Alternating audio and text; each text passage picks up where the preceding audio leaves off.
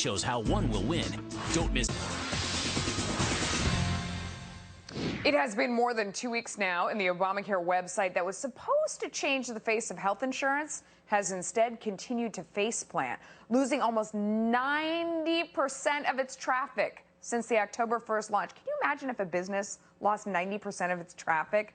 A new study estimates that healthcare.gov, now infamous for its glitches and lengthy delays, registered just 36,000 people in its first week of operation. That is less than 1% of the 9.4 million people who visited the site. We're always trying to help here on Money. So joining us now with a masterclass on how to fix this problem is former White House Chief Information Officer Teresa Payton.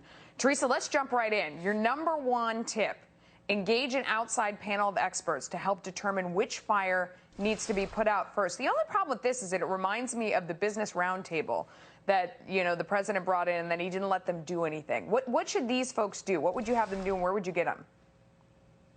Well, first of all, America is so fortunate. We have some of the best internet innovators in the world.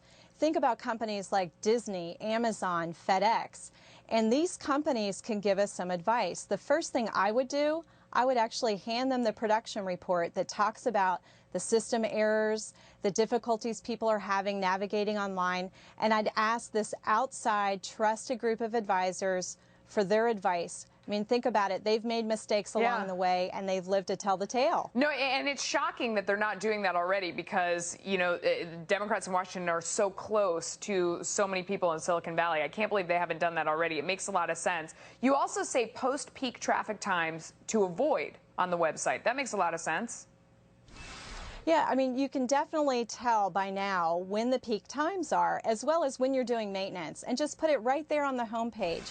For your best customer experience possible, stay away from these times, and people will do that, and that'll help sort of take away some of that frustration. I loved your third tip. It's so smart. Create status tracking form on the website, like you do with FedEx. I mean, even Domino's Pizza does that now. When you order a pizza, they have a tracker that tells you where your order is so you can follow along as it's going. FedEx, obviously a lot more sophisticated over a longer period of time, but this is a genius idea.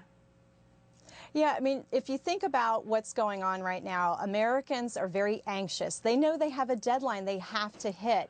And so they're wondering, did it take my application? They're filling out more than one. They're calling the call center. All of this creates traffic and another load on the system we don't need. So if we create this very easy, here's your unique tracking number, check your own status, it'll really head off a lot of the problems. Yeah, and a lot of frustration. It will make people feel like they know what's going on. They have some sort of agency. I love that one. Number 4 as well, you say separate the research process from the shopping experience. Does that mean you would have 2 different websites, or how would you do that exactly? The experience would still feel like you're going to one website. But if you think about, again, I go back to Amazon, I go back to, any shopping site, even looking for a loan. You can shop all you want, and nobody asks you for account information. And why do they do that? There's really 2 reasons behind that. The first is making a very simplistic customer experience. Simplicity is king when it comes to the internet. So let people shop, and when they're ready to buy, send them over to the buy side. The other piece is load balancing. Think about it. You don't want to have all of the people who are ready to purchase inputting all of the same information at the same time as people who are just browsing right now. Yeah. So those 2 things can be accomplished by just separating out the shopping experience from actually inputting all of your personal data. No, so logical. I'm shocked that's not going on right now. Your last one, you say only access healthcare options through secure sources. Why is that important? Well, we've seen, if you think about the big internet household names that you use and love today, whether it's Amazon, FedEx, any of those sites, even your banks, cyber criminals use emails with links and ads to trick you into going places you shouldn't go and giving up your personal information.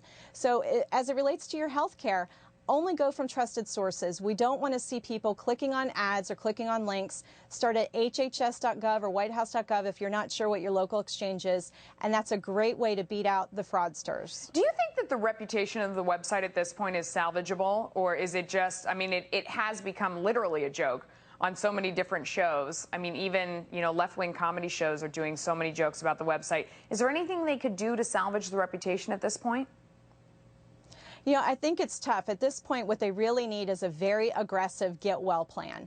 And I think if they announced they were bringing in some trusted experts from big household names, you know, some of these American internet innovators to help them come in and improve the customer experience, I think you might be able to win people back. Yeah, put a new face on it. Say, we're bringing Google in. They're going to turn the whole thing around. Or, you know, we're bringing Jeff Bezos in. That makes a lot of sense. Teresa, I hope they were listening and watching. You know what? We'll send the White House the link to the segment. Sure, they'll do all those things right away. Thanks for coming on. We appreciate it. Good ideas. Thank you. Next on Money, Iran seemingly backing down off its nuclear position, offering new concessions to get U.S.-led sanctions lifted. How do we know if this is a ruse, though? A top Middle East expert is here to respond. Plus, is your career 6 feet under? There are 5 critical tips to bring it back from the dead. And one of the top employment gurus around is here to fill us in. They are great ideas. I've seen them. I love them. Do you ever have too much money? We'll be right back.